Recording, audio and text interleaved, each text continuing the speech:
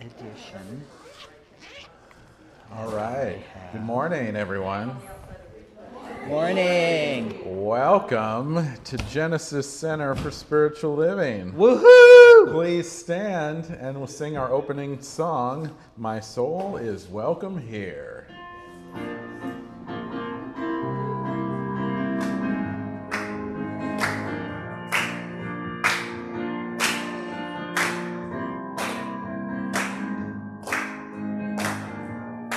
I'm in the right place at the right time. I am just where I'm supposed to be.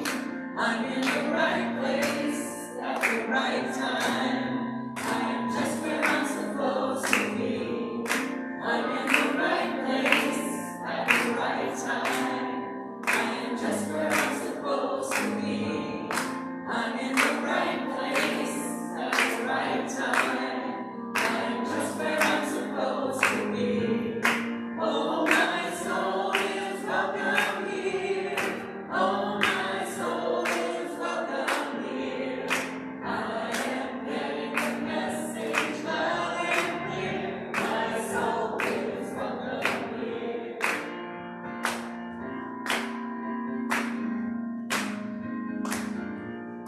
I'm in the right place at the right time. Just where I'm supposed to be. I'm in the right place at the right time. I am just where I'm supposed to be. Oh, my soul is welcome here.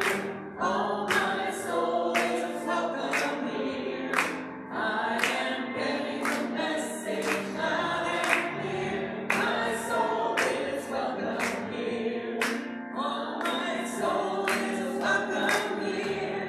Oh, my soul is welcome here. I am getting the message loud and clear. My soul is welcome here. I am getting the message loud and clear. My soul is welcome here. All right. It's wonderful to see you all here. Genesis is a community dedicated to love, inspiring harmony, and creating connections to empower spiritual growth. And we love that you are here to share that with us. My name is Randy Singer, and I'm a practitioner here as well. Our online host today is Cal. If this is your first time watching online, please comment in the area on there on how you found Genesis. All right. So for mission and vision statements. Our mission, we are building a vibrant community, cultivating a garden of spiritual growth, honoring vulnerability, creating a safe place of comfort and peace where all are welcome and accepted. Vision. Genesis is a bright beacon with an unshakable heart of love, accepting all, a home for the soul where we each creatively express our spiritual brilliance. Yeah, this is a new one, so welcome to that one. All right. So now some wonderful announcements. Okay. Registration is now open for Beyond Limits. Yeah. Move beyond the limitation of hidden beliefs, learn spiritual techniques to uncover and heal them. Learn about the creative process from a scientific perspective. Delve more deeply into experience of oneness, hone your skills, and practice with spiritual mind treatment and more. Beyond Limits is a foundational course in the science of mind. Class will be held on Thursday evenings at 7 p.m. starting September 28th. We will begin in person at the Northern Lights CSL, which is only a mile west of here. If attending in person is a challenge, Zoom attendance will be available. Class will be facilitated by spiritual practitioner Christine S. Young. The tuition is $295. If cost is an obstacle, please connect with Cal to discuss options. For more information or to register for class, visit our website, genesiscsl.org. Connect on the Learning Opportunities tab or connect with Christine S. or Gideon. All right, Genesis is also offering a membership class. Membership is about finding your spiritual home, a place where you can be and become your best self, form lasting friendships, and make a positive impact on the world. If you would like to call Genesis your spiritual home, see Cynthia after service for further details or to sign up. You can also reach out at cynthiazink65@gmail.com. Let me just move this here so I can actually see it. All right, beginning on September 24th, after service from 12 to 1 p.m., Karen L. Williams will be starting a book study with the book, The Universal Christ by Richard Rohr. There's nothing better than taking a deep dive into a text with other people. We can process what we read together right after fellowship. It's a drop-in and it's free. All right, so that's at facebook.com/Karen L. Williams. All right, number 4, Wednesday, Intention Circle, 7 to 8 via Zoom. Karen Williams and Cynthia Zink will be leading an Intention Circle. Miracles happen when we set intentions. Please join us for creating miracles for your life, for your community, for your country, and the world. Love offering is appreciated. And finally, the Science of Mind textbook in a year. Practitioner Karen Williams is following a guide to read the entire Science of Mind textbook in 1 year. This is a curated guide, not a page-by-page reading. Every day you will find posted on her Facebook page, Karen L. Williams, RSCP, and the Genesis family page. Follow along to get all of the Ernest Holmes teachings. Okay. So now is the fun part, the meet and greet. So let's take some time and just walk around and meet the people around us and have a good start to the morning.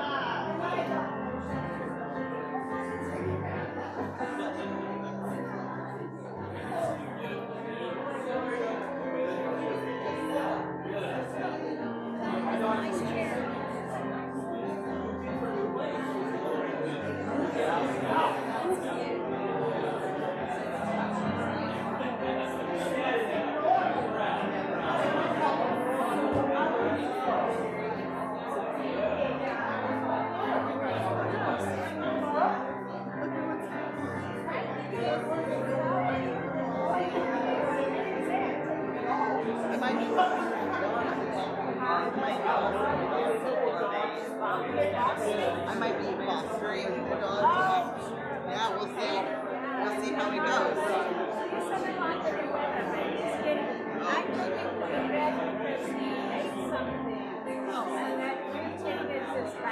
Oh my goodness. Princey. Yeah. I might have a dog this weekend. Yeah, because I'm fostering one. Maybe. So I was like, maybe I'll bring him and see if they get along because he's really good with dogs. Well, yeah, I'll see if he gets along. You're working, right? Yeah. Because I'm looking for a dog sitter. Oh, yeah. Yeah, I work 2 jobs, so I have to take him to daycare. It's nature, so it's like 7. We're not helping.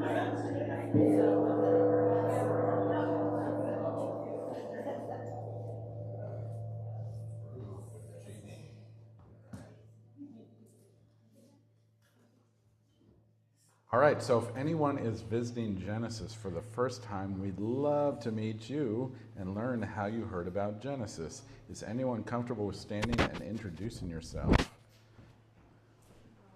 All right, we're all family. Do we have anyone online? All right. Well, we have people online, but Do we have anyone online who has something to say in this regard?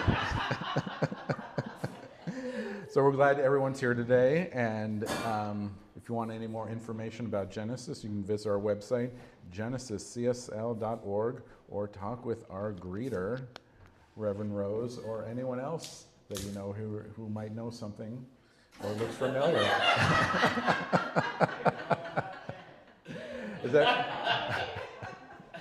Has everyone got prayer cards? Does anyone need a prayer card? All right, so we will get those distributed. All right, perfect. I beat her to it. Oh, she's got them. And for anyone online, prayer requests can be submitted on our website, genesiscsl.org.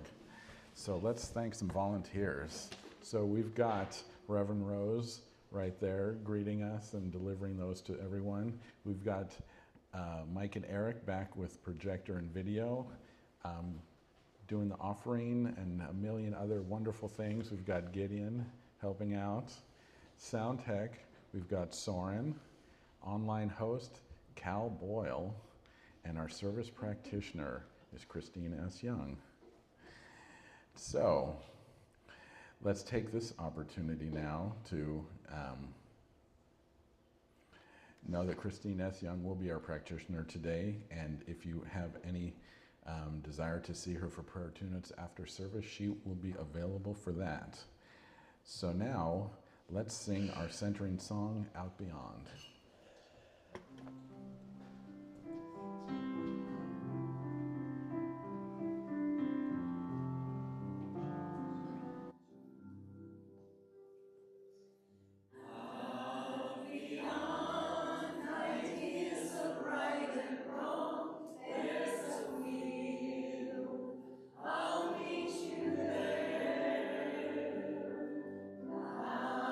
Beyond my dear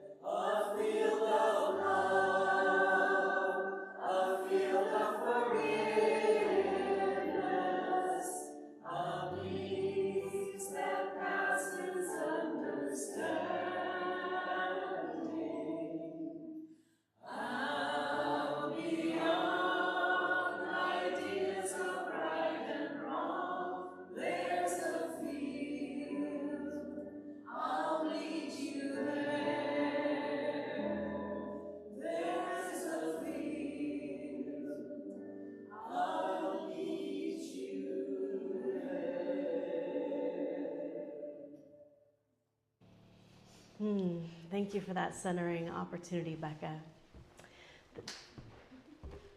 First, we're going to continue our centering.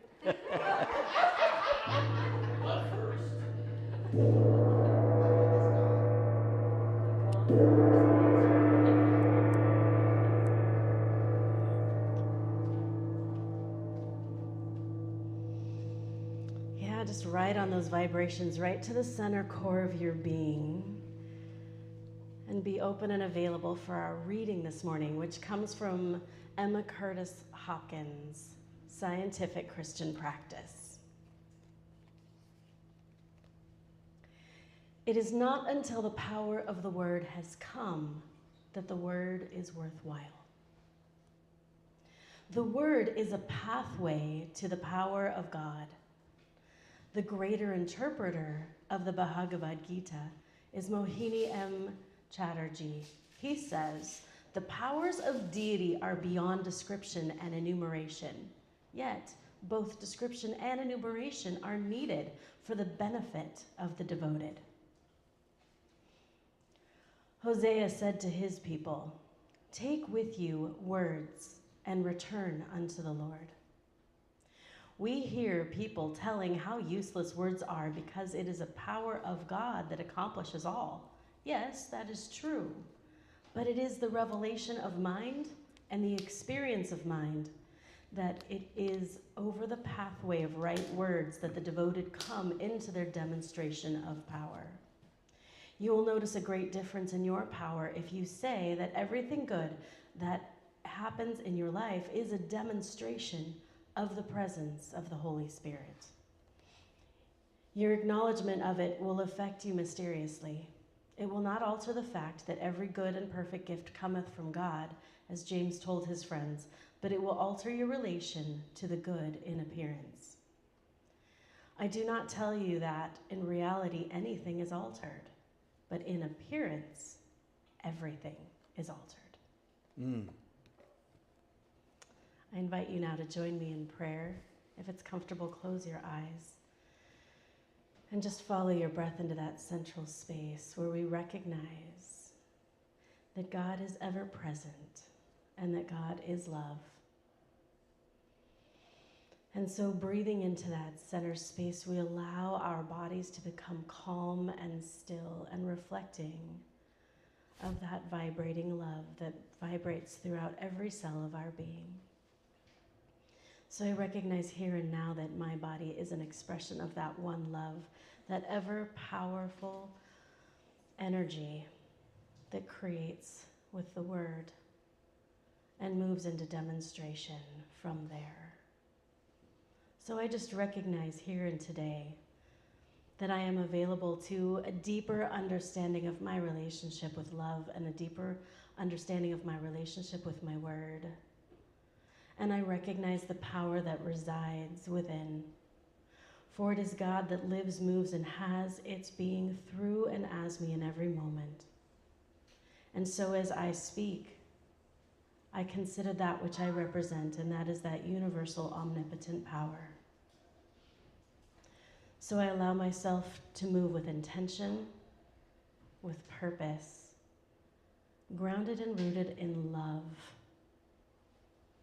So I just claim for myself and for each one of us here today that as we move forth in love, that we may do so joyously, freely, and uninhibitedly. I give great thanks for this opportunity to come together in community, to learn, to rest, and to know. And so with just this deep gratitude for that and the service that comes forth from our word, I release this word under the law, knowing it is done, made manifest, whole and perfect in this very moment. And so it is. So it is. And now it is my great pleasure to introduce our guest artist this morning, the renowned Becca Palm. Yay!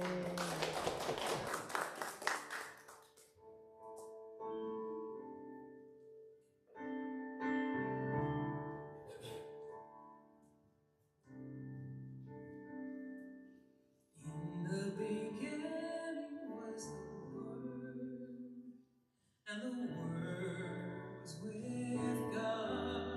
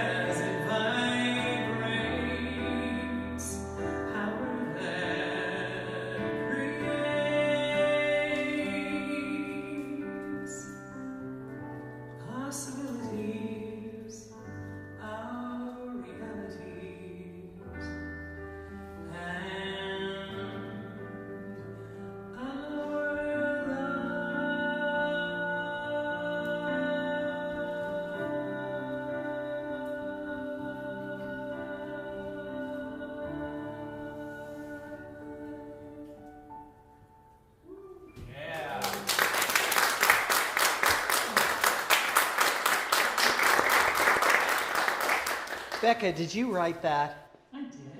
Let's give her another hand, because that was a sermon in song, and so juicy. Wasn't that just so good? Well, I have to tell you, I am having so much fun with this talk series. So if you weren't here last week, I'm doing a 4-week talk series. This is the second in the series. The talk last week was first, and it's a brief history of New Thought. And I'm doing you all a big favor, because if you were in prac studies or you took From Whence We Came, you might be required to read this big, fat book called Spirits in Rebellion, which is extremely full of all kinds of details and facts and figures, and it's also quite tedious. And my version of the history of New Thought is way more entertaining. Okay, so we're going to start with our first slide, and this is, we're going to talk, I'm sort of focusing on people. So last week I talked about Quimby and Mary Baker Eddy. Now it's Thomas Troward, and he was an English judge. He lived in 1849 to 1916, and he worked as a judge for the Indian Raj, which is the colonial government, the British colonial government in India. And he worked in the Punjab region for 30 years until he retired in 1896. And while he was there, he took advantage of being in India to study Hinduism, Buddhism, Islam, and he also learned to read the Bible in the original Hebrew. So he had a deep interest in interfaith spirituality, or different religions. And when he retired, he went back to England with the intention to spend time with his family, to paint, and to study esoteric religion. And he is notable in the progress of New Thought. He did not establish a church. He didn't have a congregation, anything like that. But he is famous for a series of lectures he gave.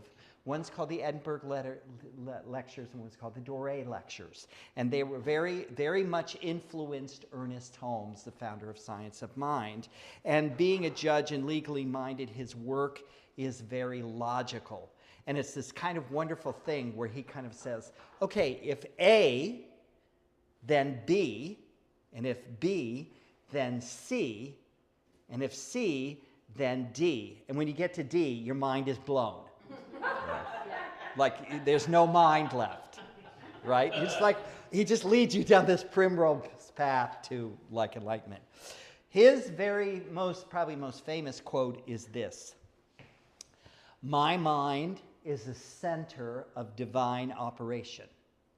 The divine operation is always for expansion and fuller expression, and this means the production of something beyond what has gone before. Something entirely new, and not included in the past experience, though proceeding out of it by an orderly sequence of growth. Therefore, since the divine cannot change its inherent nature, it must operate in the same manner in me. Consequently, in my own special world, of which I am the center, it will move forward to produce new conditions, always in advance of any that have gone before." There's a wonderful, I know, your mind goes, oh, I am a creator of something new. His mind works like this. It's very logical. It goes like this, like this, like this. There's this thing, remember I said last week, we are a Genesis 1 people in a Genesis 2 world. And in Genesis 1, God speaks into the void and says, "Let there be." And the universe is created. And since we are that in microcosm, we are that voice in our own universe. And that is the power of the word, because as the divine said, "Let there be," and there was a big bang, and there was stars and galaxies and planets and little old us, in our own universe, we are that voice. And who among us has ever not talked? Inside your head, are you not constantly, the word is going? And you are that same power. And what your thoughts are creating is, you are that power that's speaking into the void of your own universe, creating your own universe. So thank you, Thomas Troward. Now we're going to go to the next person. And this is Genevieve Barrand. And she lived from 1881 to 1960. Now, the reason I'm talking about her is because she was Thomas Troward's only private student. She published a book called Your Invisible Power in 1951, and in this book, it's the most fabulous book, and I have 3 copies to give away today to people. So see me after the talk, because I happen to have some spare copies. But it's one of those books where she gives you teachings and ideas, but she also kind of tells you the story of her life and the significant things and how she applied successfully New Thought teachings. And she got this idea that she was going to study with Thomas Troward. And I'm going to tell you the story of how this went. So she had the idea of studying, and she asked a friend to write him for me, feeling that perhaps my friend could put my desire in better or more persuasive terms than I could. And to all the letters written by this friend, I received not one reply. So first, she got the idea, I'm going to study with Thomas Troward.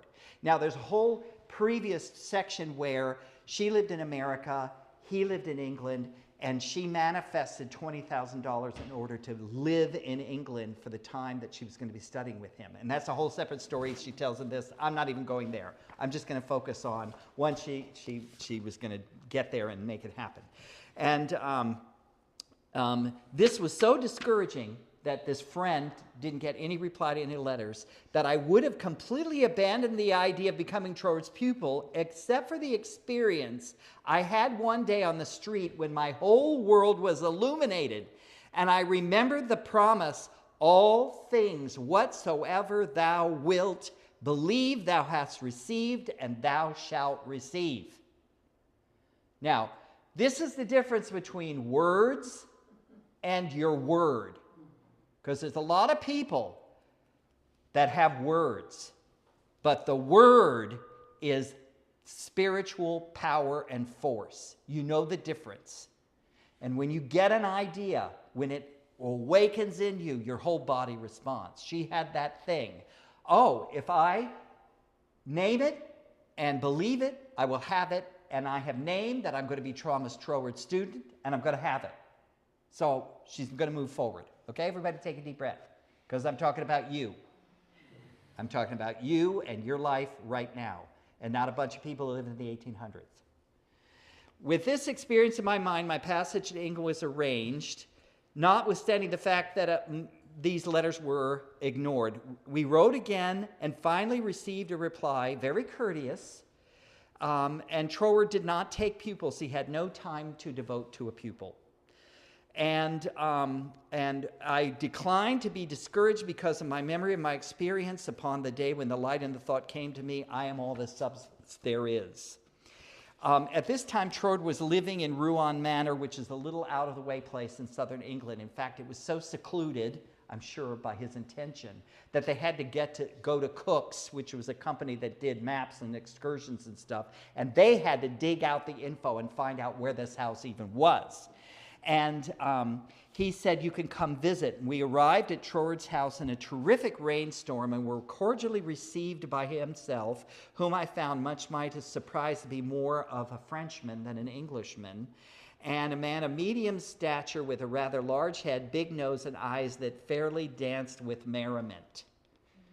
And this is important, because people who live by New Thought principles are positive people who live long, fruitful lives. Everybody take a deep breath. I'm talking to you. We talked about many things, and just before we were leaving, I asked quite boldly, will you not reconsider your decision to take a personal pupil? I wish so much to study with you. To which he replied with a very indifferent manner that he did not feel he could give the time it would require, but that he would be glad to give me the names of 2 or 3 books which he felt would not only be interesting but instructive. So far, no, here's a couple of books. Okay, are you following? It's so great. This story is so great. And as we walked through the lane from his house, and he was very flattered and pleased that she'd come all the way from America. And as we walked through the lane from his house to our car, his manner became less indifferent. A feeling of sympathy seemed to touch his heart, and he turned to me with the remark, "You might write to me after you get to Paris, and maybe if I have time in the autumn, I could arrange something, though it does not seem possible now." So there's a little crack. Yeah. Okay? So I lost no time in following up his kind invitation to write. My letters were all promptly answered, and finally, about 2 months later, there came a letter with a question in it. What do you suppose is the meaning of this verse in the 21st chapter of Revelation? Verse 16. And the city lieth foursquare, and the length is as large as the breadth, and he measured the city with the reed 12,000 furlongs. The length and the breadth and the height of it are equal. So he sends her this little obscure passage from Revelation and says, because he's testing her, what does this mean? Okay? So I knew instinctively when that chance to study with Trord hung upon my giving the correct answer to that question. The definition of the verse seemed utterly beyond my reach. Naturally, answers came to my mind, but I knew instinctively that none were correct. She asked all kinds of friends. She asked all kinds of acquaintances, spiritual authorities. Nobody had the answer that she thought was the right one.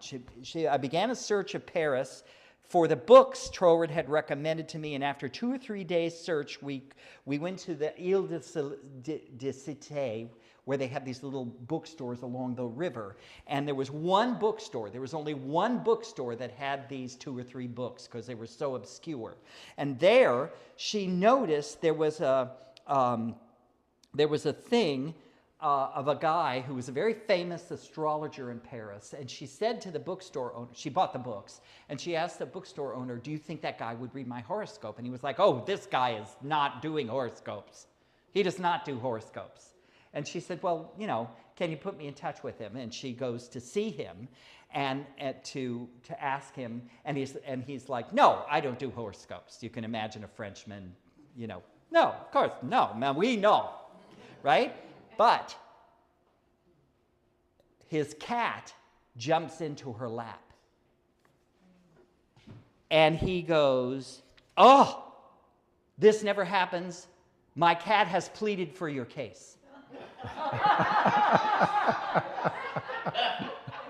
And he says, "But my instinct tells me you don't actually want your horoscope read." And she said, "No, actually, I want the answer to what does this thing mean?" And he says, I have to tell you exactly what it says. Give me a second.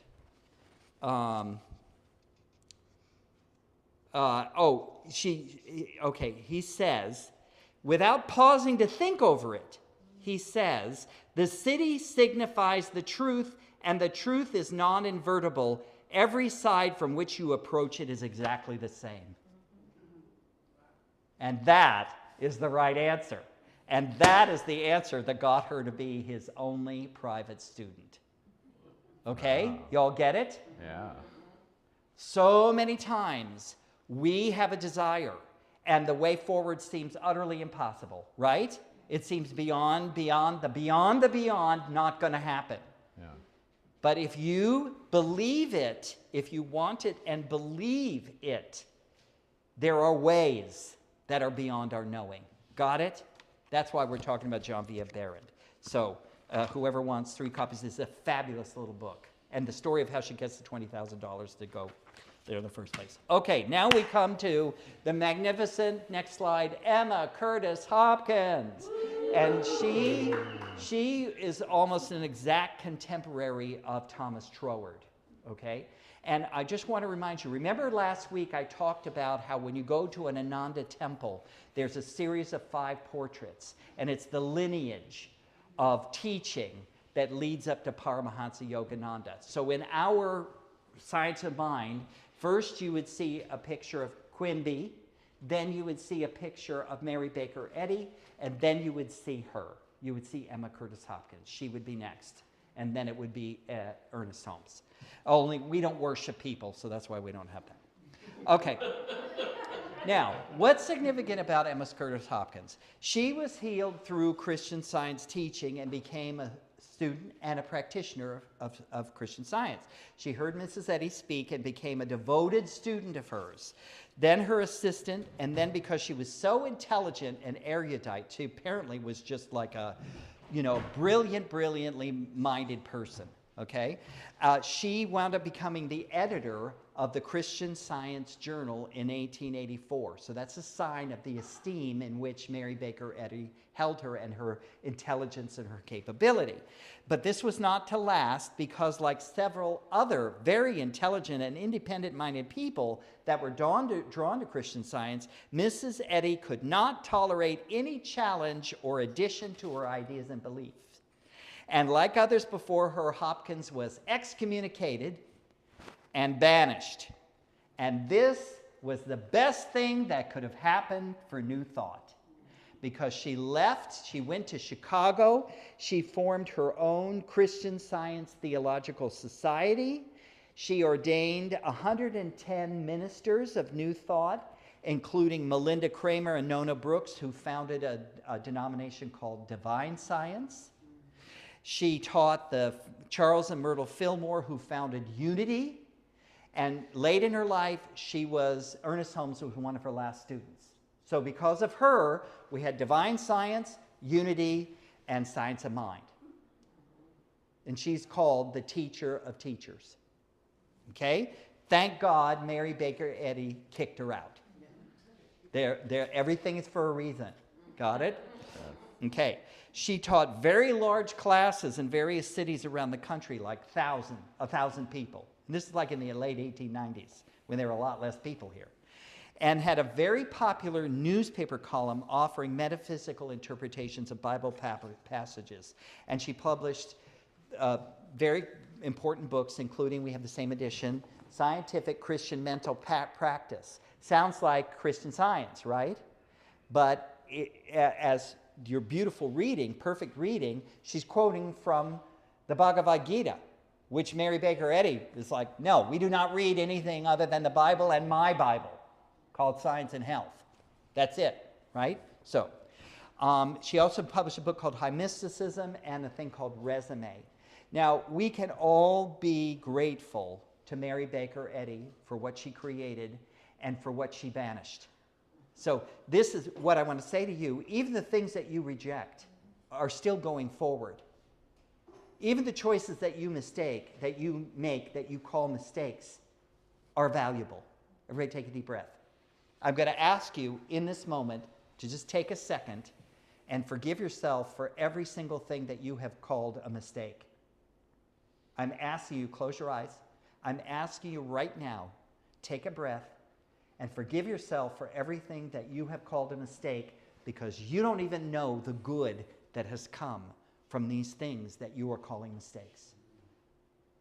And let your Buddha smile arise and know that it's just a game that you're playing and all is well. All right. Now, there is a very terrible biography of Emma Curtis Hopkins, and it was written by Gail M. Harley. And I have done you all the favor of reading it cover to cover. And it's terrible. Okay? It's a lot of words without a lot of information. And out of the whole book, there is one page that is a story about Emma Curtis Hopkins, where you actually learn something about her. I have done you all the favor. I'm going to read you the one page from this biography that is worth listening to. Okay? You know, it's like a lot of facts and figures, and it stays on the surface, and it has no soul, and there's no real information. Everybody take a deep breath. Okay, but this is golden. All right. So, Mary Baker Eddy, Emma Curtis Hopkins lived now late in her life in New York City, and this is where Ernest Holmes was a student of hers. She had a friend named Mabel. And Mabel tells this story. She had persuaded Emma to travel with her to meet a friend who was extremely sick. And they were going to be driving from New York City and this would have been in the 20s, from New York City to Massachusetts to visit the friend. And she begged Mrs. Hopkins to go, and it was a hot day as Mabel motored out to see her friend, and Hopkins beamed and blessed, not seeing the dingy road or feeling the oppressive heat. Mabel's woman friend Eva had married a village rector, that would be an Episcopal minister, named the Reverend Mr. Royce. He met them at the door when they arrived. He looked at Hopkins, and instinctively he smelled heresy and competition in divinity. Mabel says the rector would have liked to forbid them to see his sickly wife, but Mrs. Hopkins was such an evident lady, so exquisite, so fashionable, and so smilingly sure of her welcome that he could not refuse them entry. They went into the darkened sick room, and Hopkins went straight to the ailing Eva, bending over her, smiling like an angel. Hopkins gave her short passages to remember, such as, "My word is the everlasting life." When asked who she was by Eva, Hopkins replied, "Oh, I'm a friend of our dear little Mabel. We came to see you on this beautiful summer day." Mabel says Eva's husband did not like this unorthodox scene. He felt God and the scriptures belonged in church and should not be introduced into social situations. No wonder the wife was sick. Despite the tension, they were invited to stay for the evening meal. And Mabel said dinner was tenable only because of Hopkins' serenity and her apparent ignorance of Royce's distaste for them both. At the one hand, he never liked Mabel because she wore such queer clothes. Hopkins, on the other hand, smiled and praised and enjoyed herself so much that he melted with the coffee and found himself giving her a detailed account of his work in the parish. Everybody take a breath. So much teaching. I am talking to you not only about what these people created and taught. I'm trying to convey something of who they were as people and the life that they lived. And this story tells you what a great soul. Like, this guy wasn't having it, and by the end of dinner, he is bearing his soul to her. That's what it's about. Do you get it? Think on your life, think on your character, think on your personality, and up level. That's the lesson of Emma Curtis Hopkins. Now, the last part of my talk is, I read that and I go, that's who I want to be. I remember I was at early Science of Mind National Conference, and this practitioner, she'd been a practitioner for like 30 years, and she got up and she started praying, and I was just like, that's what I want to be. I want to be that. I want to be that pure. I want to be that loving. I want to be that wise. I want to be that deep. I want to be that powerful. I want to be that healing. I want to be that open at the top. I want to be that grounded. That's what I want to be. That's what we're looking for in our spiritual guides and teachers. We're looking not only at what people are saying, we're looking at who they are. We're looking at the emanation. Sometimes we're looking at how they dress. Okay. I'm going to ask you to give me a little light accompaniment. Emma Curtis Hopkins, there's this wonderful little book, and it's just a little anthology of a lot of odds and ends. And she has this piece of writing called The Radiant I Am, which she calls a self-treatment. I imagine that she wrote this at the beginning when she left Eddy and moved to Chicago to start on her own. And this is like her monster. It's huge. I'm reading like maybe a third of it to you. I've way cut it down to give the essence. But this is probably what she wrote to herself to give herself encouragement and courage to do this thing. Because this is the 1800s, and she was a single woman, and she struck out from Boston. Chicago probably hadn't even been settled all that long, and there she was. Okay. The listening disciple becomes a preaching apostle. Standing at the very center of being and looking outward over the world, instruction is received from every quarter.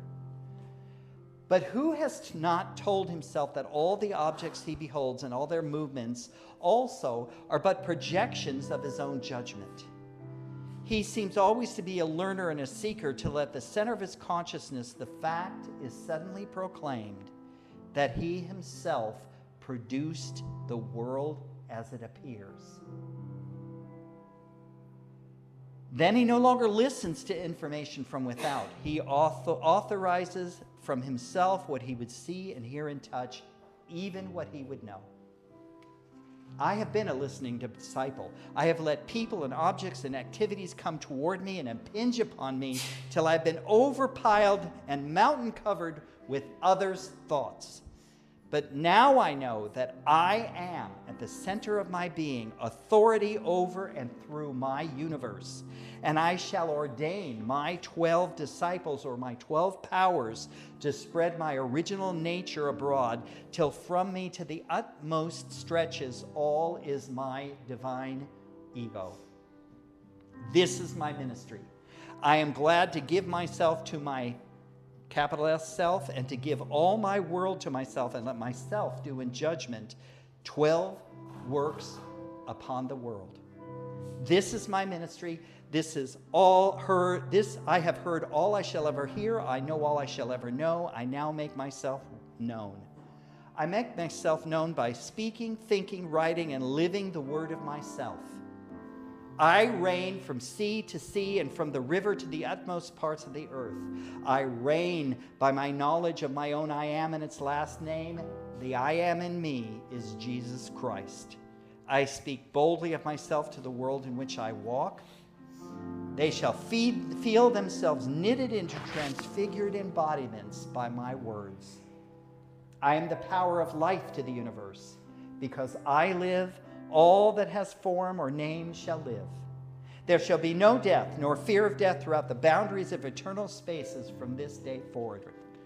That which proceedeth forth from me is life and the power of life forever. As I breathe, the creatures of the sea and air and sands rise up refreshed, and there is no power against their life and no ending of their life forever from this day forward. I am the unending, irresistible life of the world. I think this, I speak this, I write this, I live this. This is my ministry. I am the power of health to the universe. Because I am wholly at my center, I make whole wherever I decree. This is my stopless ministry. I am the strength of the universe. This is my ministry. Strength proceedeth from me and is irresistible and unending.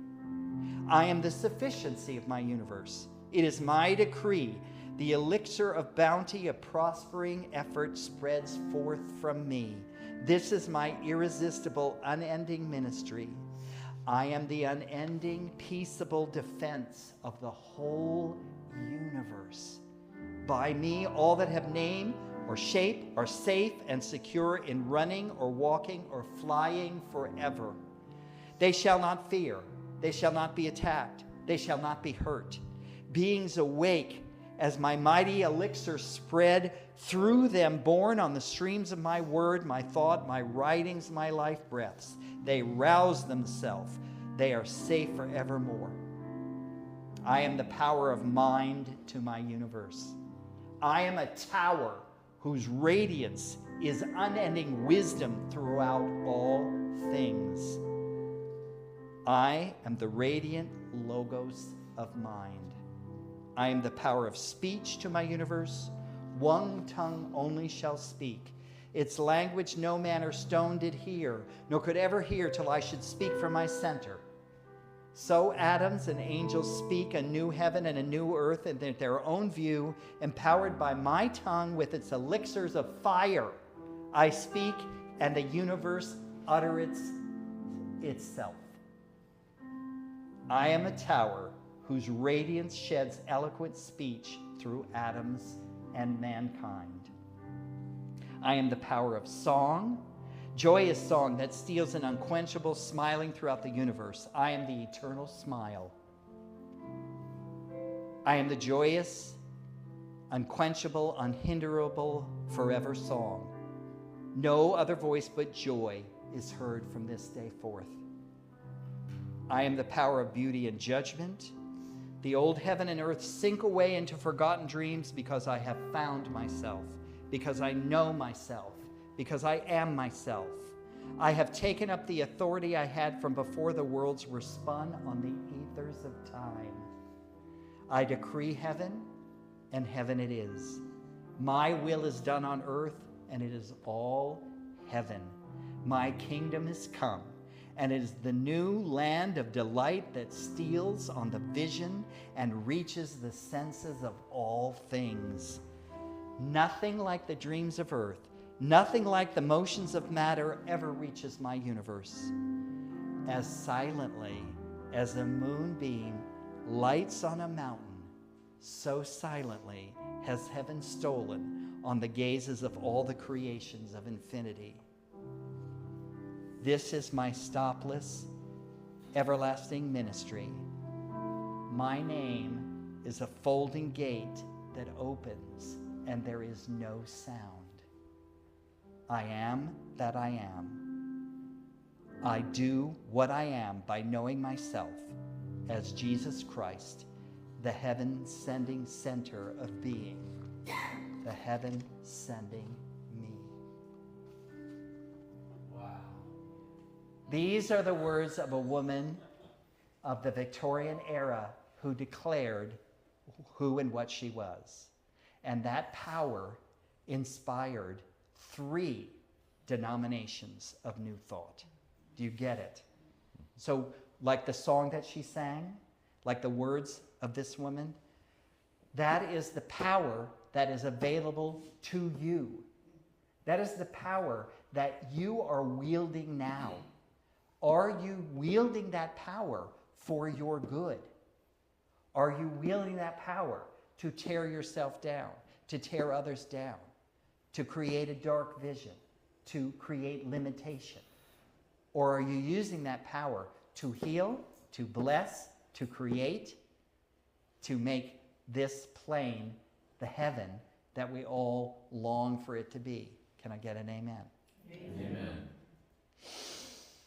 The last thing I want to say, and I want to remind you, this was the Victorian era, and this is a woman who says, I am Jesus Christ. Like, what do you think it took to overcome all of the cultural restrictions? And I'm not talking about the literal corsets that rearrange women's organs and cause them to faint. Like when we say there were cultural restrictions, they showed up as corsets that bound women in. And the women of the people of the West like to look at, Chinese wealthy women used to have their feet so bound that they were tiny and they couldn't walk.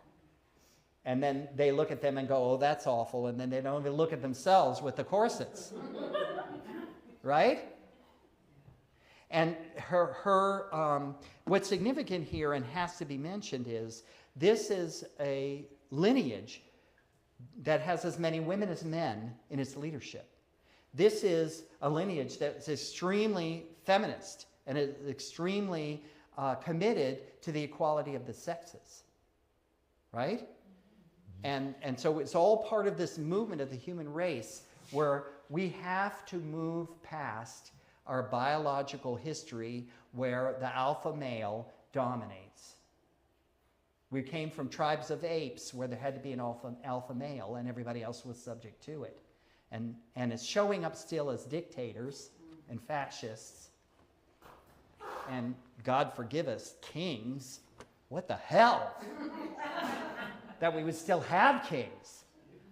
Nobody has blue blood, okay? Nobody rules by blood right.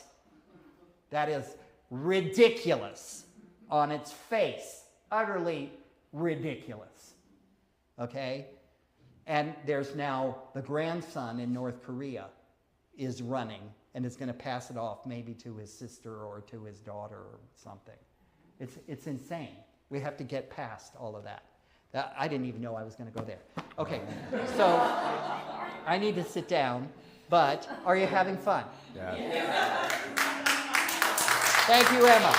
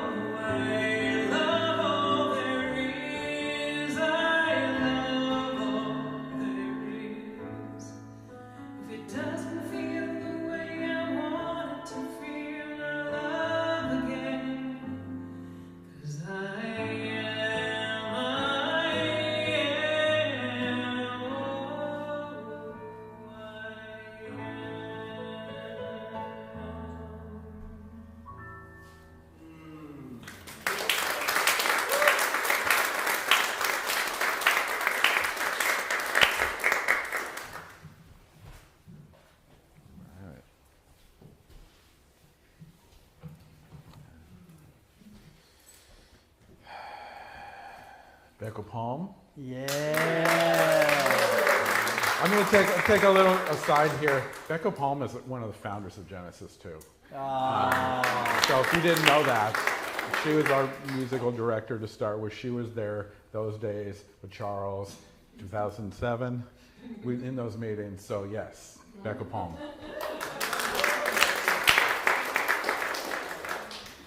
All right. So do each of you have a yellow prayer card?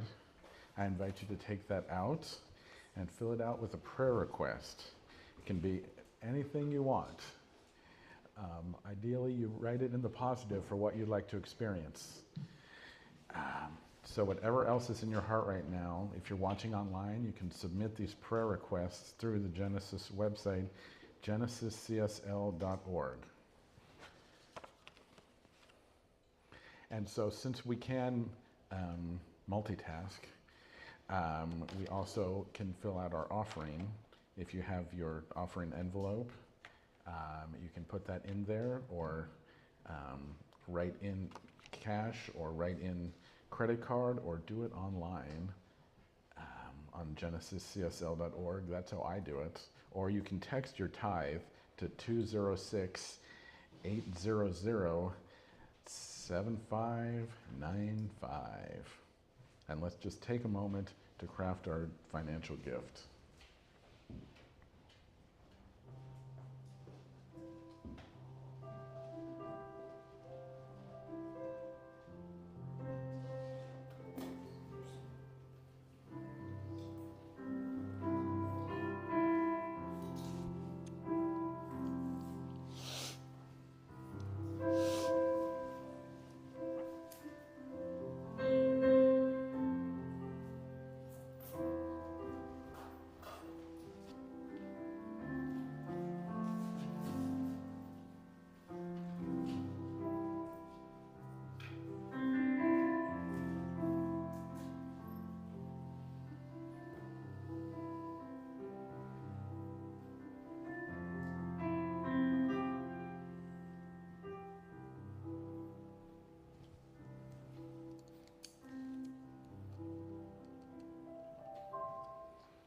All right. So let's hold our prayers, requests, and financial offerings next to our hearts as we say our offering blessing together. Divine love through me blesses and multiplies all that I am, all that I have, all that I give, and all that I receive, and I am thankful. So now Gideon will collect our requests.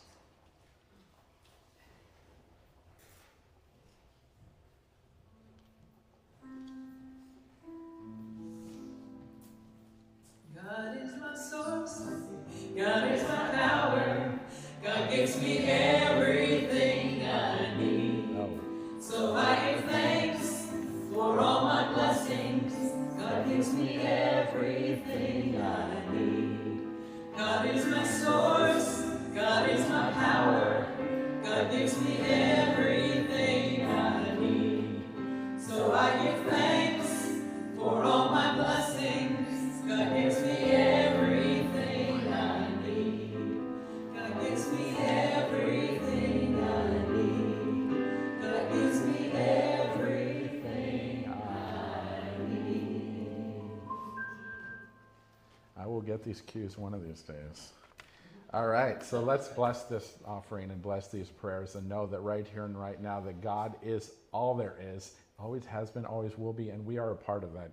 And we are each divine expressions of that divine love, that divine intelligence, that divine wisdom, and knowing that our prayers and our gifts are blessed and pressed down and overflowing, and it is good, and I'm so grateful. And I say thank you, God, and so it is. So it is. All right. So thanks everyone for joining us today. Please join us after service for food and fellowship. Wishing everyone a week filled with joy, love, and true connection. Please stand and sing our closing song, I Release.